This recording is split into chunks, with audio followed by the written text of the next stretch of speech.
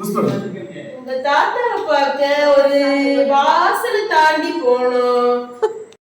இன்னும் ஒரு ஆறு இருக்கு, ஆறை கடந்து மலையை கடந்து போனோம்.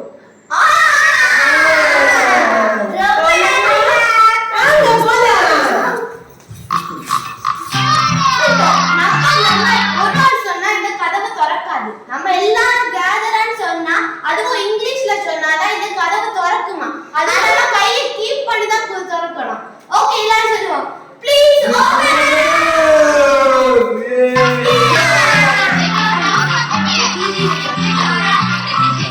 உங்களுக்கு தாத்தா இருக்கிறது தெரியுதா?